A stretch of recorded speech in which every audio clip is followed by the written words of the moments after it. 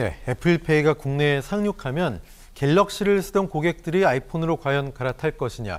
그동안 갤럭시를 쓰던 분들이 나는 삼성페이 때문에 갤럭시를 쓴다.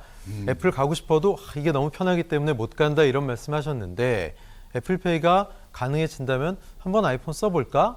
이렇게 생각하실 수 있기 때문에 삼성도 긴장하지 않을까 그런 생각도 들고요.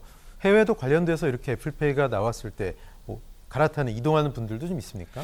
아무래도 뭐 영향은 있을 수밖에는 없겠죠. 그 얘기를 하기 전에 사실은 뭐 현대카드 같은 경우 코스트코랑 협업을 통해서 좀 시장 점유율을 좀 확대시킨 측면이 있죠. 그러니까 현대카드로서는 뭐 애플페이라는 어떤 거목을 잡았으니까 어떤 시장 점유율의 확대 이런 것도 자기들 나름대로는 굉장히 큰 의도를 갖고 있었다라고 봐야 될 거고요. 사실 그 아이폰 사용자들 같은 경우, 국내 아이폰 사용자들 같은 경우는 10대, 20대, 30대에 사실은 편중이 되어 있습니다. 뭐 40대, 50대 그 이상으로 이렇게 올라갈수록 사실은 갤럭시 사용자가 굉장히 많고요.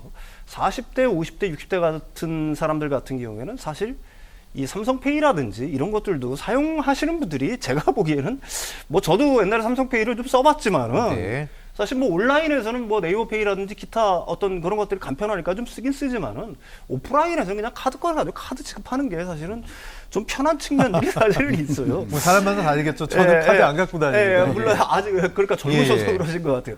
그래서 제가 SNS를 갖다 유심히 보니까 사실 애플페이에 대한 기대 같은 경우는 20대, 30대 이분들이 굉장히 높아요. 애플페이가 진행이 되고 애플페이 교통카드가 뭐 진행이 되고 한다면은 탑재가 되고 한다라고 하게 되면은 그야말로 뭐 날개를 달았다라고 생각하시는 분들이 굉장히 많은데 단기적으로 놓고 본다라고 하게 되면 제가 생각하기에는 이것 때문에 사실은 젊은 층 같은 경우에는 젊은 층에 대해서는 애플페이가 충분한 소구력을 갖고 있기 때문에 그쪽으로 다시 갤럭시 사용자들이 갈아타는 측면들이 좀 있을 거라고 저는 봅니다. 그렇지만 장기적으로는 사실 뭐 40대, 50대 기존에 이제 사실 이런 어떤 간편 지급 서비스에 좀 익숙하지 않으신 분들 같은 경우에는 갤럭시를 사용하는 게 훨씬 편하니까 그냥 그쪽으로 남아 있을 거라고 저는 생각을 하고요. 사실 이거는 뭐 일본이라든지 중국 같은 경우를 보면 더 확실하게 나타납니다.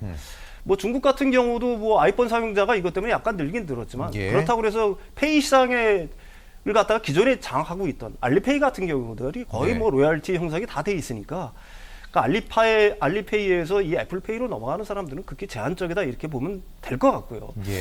또 아까 원장님 말씀하셨다시피 몇 가지 이제 제한이 있으니까 가령 뭐 NFC 단말기 어떤 보급률이라든지 이런 것들이 있기 때문에 뭐 애플페이가 단기적으로는 좀 굉장히 큰 성장을 이룰 수가 있겠지만은 중장기적으로는 과연 기존의 어떤 삼성페이 시장을 뺏어올 수 있을 것이냐 하는 거에는 제가 생각하기에는 좀 의문의 여지가 좀 있습니다. 그건 좀 말씀하신 부분 그 NFC 방식 차이 때문에 그러면 기존의 결제 방법을 포스기를 새로 애플페이를 받기 위해선 사실 소상공인들 입장에선 상당히 부담스러울 수 있지 않습니까? 그렇죠. 그게 뭐 10만 원에서 20만 원 정도 되는데 그 가령 뭐 아이폰 사용자들이 애플페이로 결제하는 비중 자체를 아직도 미미한 상황인데 그것 때문에 사실 10만 원에서 20만 원을 들여서 단말기를 교체한다. 이것도 쉬운 거는 아니고요. 그게 뭐 그럼 카드사에서 이걸 해주면 되지 않느냐 하지만 이것도 사실 여신법상 금지입니다. 위반은 법률 위반이에요. 해줄 수가 없는 거예요.